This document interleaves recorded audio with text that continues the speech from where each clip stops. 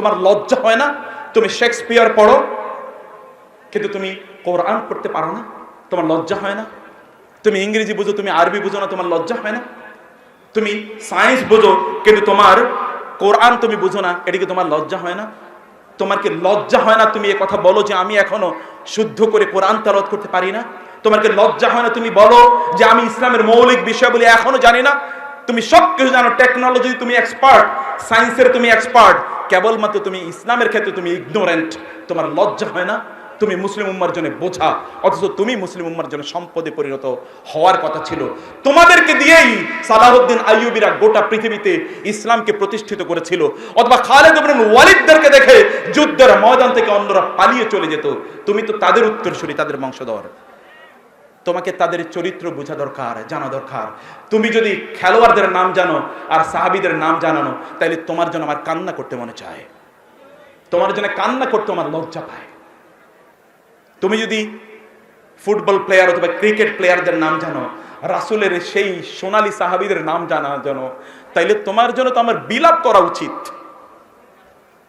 তোমার মা বাবার তোমার জন্য বিলাপ করা দরকার যে কি সন্তান তারা জন্ম দিয়েছে, অথবা কিভাবে তারা তাদের সন্তানদেরকে লালন পালন করেছে।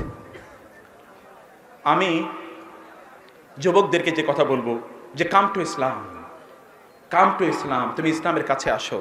তাইলে দেখবে সালাহউদ্দিন আইয়ুবী রাহিমাহুল্লাহ তিনি যখন তার সন্তানদেরকে তাহাজ্জুদে সালাত আদায় করতে দেখেছেন, তখন তিনি বলেছেন এই উম্মার শিশুরা এবং যুবকরা যদি তাহাজ্জুদে সালাত আদায় করে, তাইলে এই পৃথিবীতে কোনো শক্তি নাই তাদেরকে পরাজিত করতে পারে। প্রিয় ভাইরা, সম্মানিত বোনেরা, আপনি কি দিন পেয়েছেন, আপনি পেয়েছেন কি, সেটিকে কি আপনি বুঝতে পেরেছেন কখনো? আপনি কি তা নিয়ে কখনো ভেবেছেন? আল্লাহ সুবহানাহু ওয়া তাআলা আপনার জন্য যারা যুবক আছেন, আল্লাহ সুবহানাহু ওয়া তাআলা আপনাকে দিয়ে কি করতে পারেন আপনি কি একবার ভেবে দেখেছেন? আল্লাহ সুবহানাহু ওয়া তাআলা কোরআনে সূরাতুল কাহফে একদল যুবকের জন্য বললেন, ইন্নাহুম ফিতয়াতুন আমানু বিরাব্বিহিম ওয়া জিদনাহুম হুদা। এরা ছিল একদল যুবক যারা তাদের রবের প্রতি ঈমান আনার কারণে আমি তাদের হেদায়েতকে আরো বাড়িয়ে দিয়েছি। যুবকরা যদি ঈমান আনে, আল্লাহ সুবহানাহু ওয়া তাআলা তাদের হেদায়েত আরো বাড়িয়ে দেন। আল্লাহ সুবহানাহু ওয়া তাআলা এই যুবকদের মাধ্যমে মিরাকল ঘটালেন।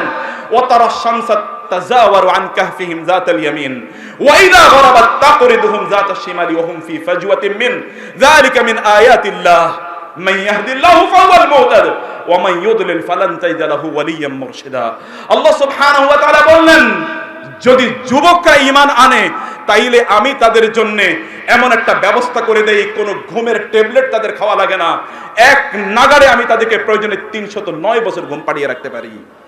309 বছর পরে সমাজের জন্য ওদেরকে মিরাকল হিসেবে আমি পাঠিয়ে দিতে পারি। এই যুবকদের ঈমান আনানোর কারণে গোটা সমাজকে আমি পরিবর্তন করে দিতে পারি, আল্লাহওয়ালা সমাজে আমি পরিণত করে দিতে পারি। আল্লাহ সুবহানাহু ওয়া তাআলা আরেক যুবকের কথা কোরআনে উল্লেখ করলেন। প্রিয় যুবকেরা, ভালো করে শুনে রাখতে হবে। আল্লাহ সুবহানাহু ওয়া তাআলা কোরআনে আরেক যুবকের কথা বললেন। তারা বললেন, ক্বালু সামি'না ফাতান ইয়াযকুরুহুম ইউকালু লাহু ইব্রাহিম। আমরা এক যুবকের নাম শুনেছি, তার নাম হলো ইব্রাহিম। তিনি আমাদের মূর্তিগুলোকে নিয়ে কথা বলেছেন। তারা বললেন যে সেই যুবককে ধরে নিয়ে আসো। হাররিকুহু ওয়ানসুরু আলিহাতাকুম, তোমরা তাকে আগুনে নিক্ষিপ্ত করে তাকে জ্বালিয়ে দাও এবং তোমাদের মূর্তি প্রতিমাগুলোকে, তোমাদের রবগুলোকে, তোমাদের ইলাহগুলোকে তোমরা সাহায্য করো। আল্লাহ সুবহানাহু ওয়া তাআলার প্রতি সেই যুবক, এখনো তিনি নবী হননি, এই যুবককে যখন সেখানে নিক্ষেপ করা হয়, আল্লাহ সুবহানাহু ওয়া তাআলা এই যুবকের জন্য এই আগুনকে, যে আগুন তাকে জ্বালিয়ে পুড়িয়ে দেওয়ার কথা, সে আগুনকে নির্দেশ করলেন, ইয়া নারু কুনি বারদান ওয়া সালামান আলা ইব্রাহিম, হে আগুন তুমি শান্তিময় এবং প্রশান্তিদায়ক হয়ে যাও আমার ইব্রাহিমের জন্য। আল্লাহ সুবহান তাকে খলিল হিসেবে গ্রহণ করেছেন। ওয়াত্তাখাযাল্লাহু ইব্রাহিমা খলিলা, আল্লাহ ইব্রাহিমকে খলিল হিসেবে গ্রহণ করেছেন। এই মাঠেও যারা যুবক আছো, তোমরা যারা আছো, তোমরা যদি ইব্রাহিমের মতো, ইয ক্বালা লাহু রাব্বুহু আসলিম ক্বালা আসলামতু লিরাব্বিল আলামিন, যখন তার রব তাকে বললেন আত্মসমর্পণ করো, তিনি বলেন আমি আল্লাহর কাছে আত্মসমর্পণ করলাম। আল্লাহ সুবহানাহু ওয়া তাআলার কাছে যদি ইব্রাহিমের মতো তোমরা আত্মসমর্পণ করো, আল্লাহ সুবহানাহু ওয়া তাআলা ইব্রাহিমের মতো আগুনকে তোমাদের জন্য শান্তিময় করে দেবেন। সেই মহান রব এখনো আছেন। ইন্নাহু হাইয়ুল লা ইয়ামুত হুয়াল হাইয়ুল কাইয়ুম, তিনি কখনো মারা যান না, তার ক্ষমতা সামান্যতম কমে না। সেই মহান রবের কাছে প্রিয় ভাইরা, সম্মানিত বোনেরা, কেবল যুবকদের কথা বলছি না, যুবক এবং যুবতী প্রত্যেক প্রত্যেকের কথাই বলছি, সেই মহান রবের কাছে আপনাদেরকে আত্মসমর্পণ করতে হবে। আমরা তো এমন একটি সময়ের কথা আমি বলছি, যেই সময় কেবলমাত্র এই জমিনে যে আমরা অপরাধ করছি, ব্যাপারটা কিন্তু এরকম নয়। বরং আমি যখন যাই, আমি যখন বিভিন্ন জায়গায় ট্রাভেল করি, আমি যুবকদেরকে দেখতে পাই যে এই যুবকরা তারা 40,000 ফিট উপরে যখন থাকে, তখনও তারা মহান আল্লাহ সুবহানাহু ওয়া তাআলাকে, আল্লাহ সুবহানাহু ওয়া তাআলা তারা অবাধ্য হয়ে থাকে। 40,000 ফিটে জমিনকে তো তারা অপরাধ এবং অশ্লীলতা দিয়ে তারা ভরিয়ে দিয়েছে।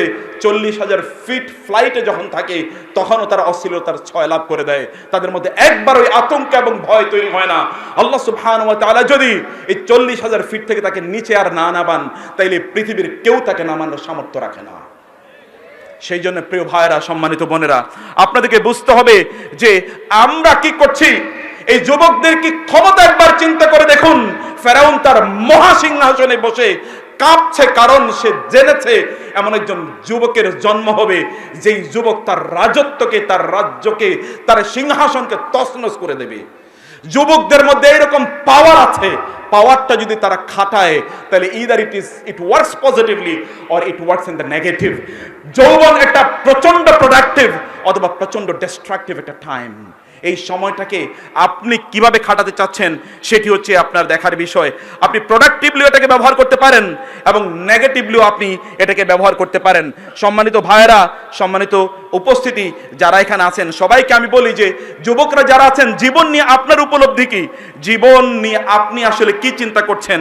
আপনার যৌবনকে আপনি কোন কাজে খাটানোর চেষ্টা করছেন, সেটি আপনাকে বুঝতে হবে। আলী রাদিয়াল্লাহু তাআলা বলেছেন, শাইআনে লাউ বাকাতি দিমাউ আলাইহিমা আইনা, লাউ বাকাতি দিমা আলাইহিমা আইনা হাত্তা তা'যানা বিযিহাবি লান তাবলুগুল মিশআরা মিন হাক্কিহিমা ফাকদুশ শাবাবি ওয়া ফুরকাতুল আহবাবি। আমার চোখ যদি এমনকি কাঁদতে কাঁদতে পানি ফুরিয়ে ফেলেছে, এখন যদি রক্ত প্রবাহিত করে, তাহলে দুটো জিনিস আমি কখনোই ফিরে পাবো না। তার মধ্যে একটা হচ্ছে আমার যৌবন আমি কখনোই ফিরে পাবো না। আবুল আতাহিয়া তিনি এই জন্য বলেছেন, বাকাইতু আলা শাবাবি বিদামি আইনি ফালাম ইউগনিল বুকাউ ওয়ালান নাহিবু ফায়া আসাফা আসিফতু আলা শাবাবিন নাআহু শাইবু ওয়ার রাসুল খাদিবু গারিত আরিতু মিনাশ শাবাবি ওয়া কানা গাদ্দান কামা ইয়ারা মিনাল ওয়ারাকিল কাদিবু ফায়া লাইতা শাবাবা ইয়াউদু ইয়াওমান ফাউখবিরুহু বিমা সানাআশ মাশিবু।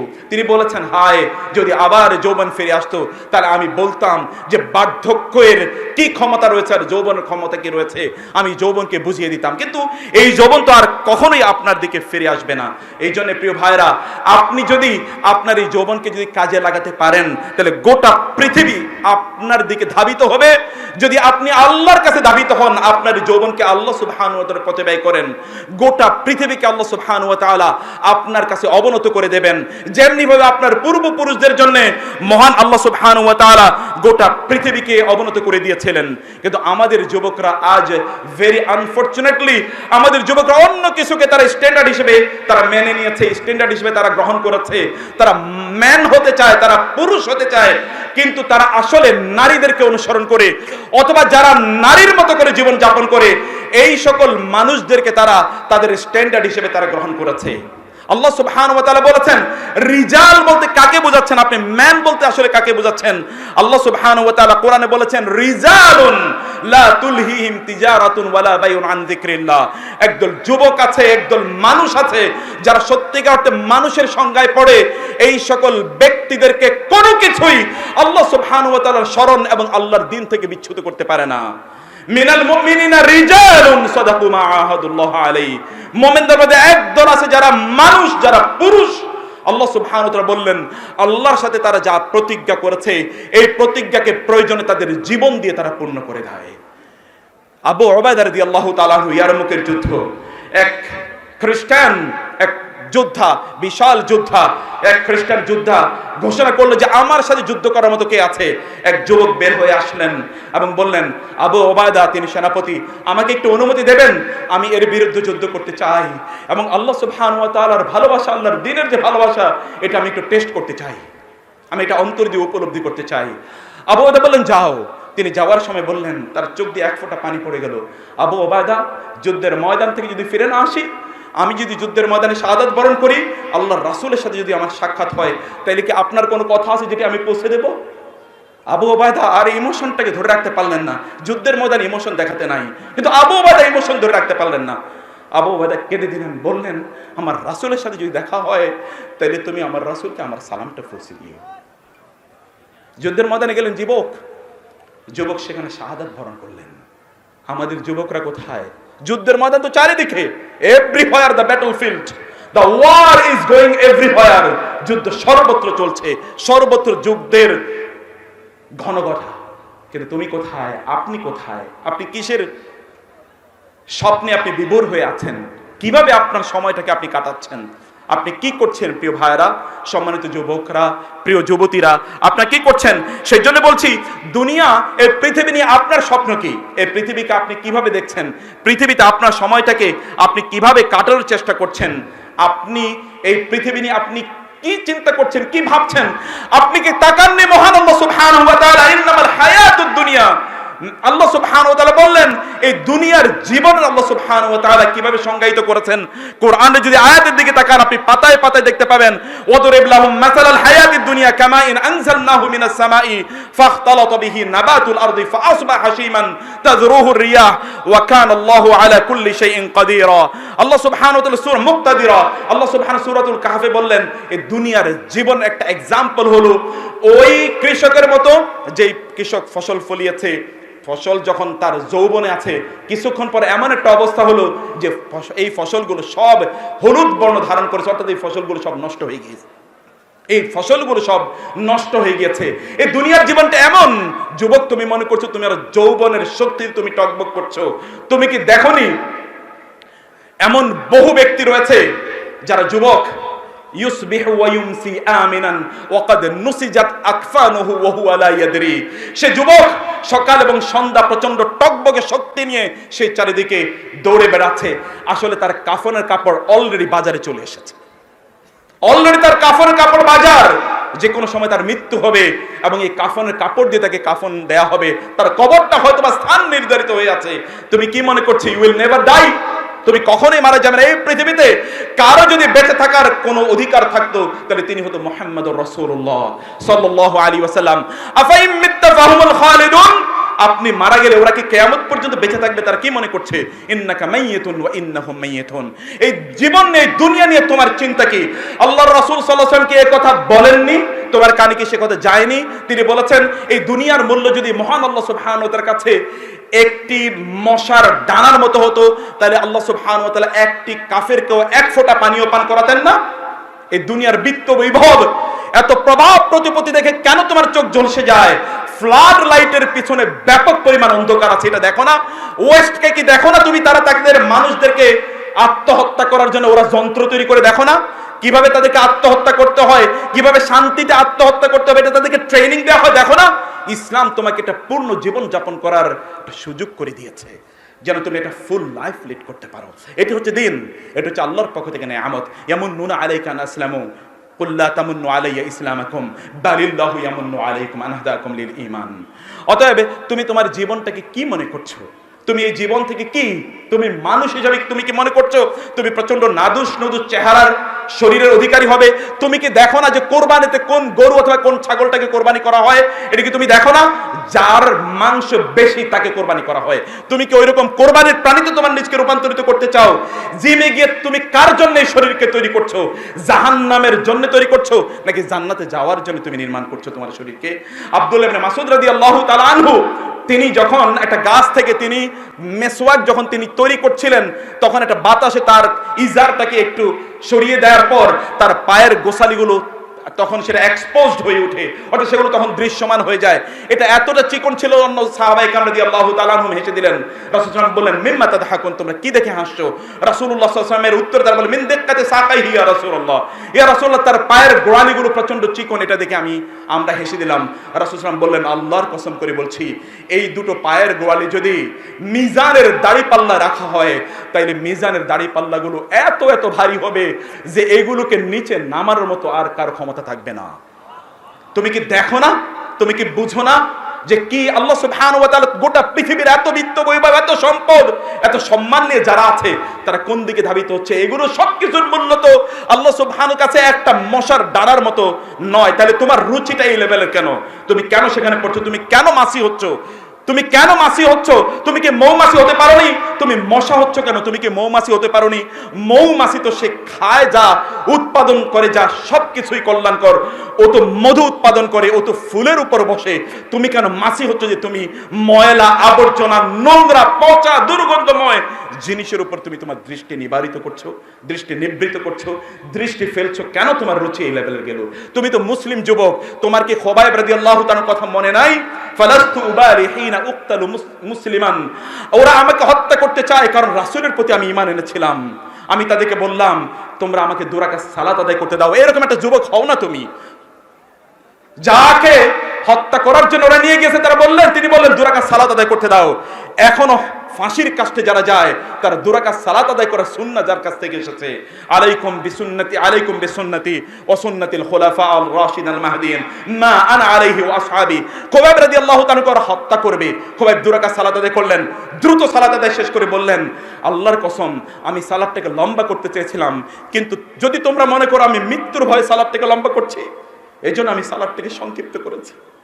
এইরকম যুবকদের কারণে এই রাজশাহীর এই ময়দানে ইসলাম পৌঁছেছে, অন্যথায় ইসলাম এখানে পৌঁছতো না। এত দূর থেকে কিভাবে ইসলাম এখানে এসেছে? যুবকরা, যুবতীরা, একবার ভেবে দেখতে হবে, আপনাদেরকে চিন্তা করতে হবে।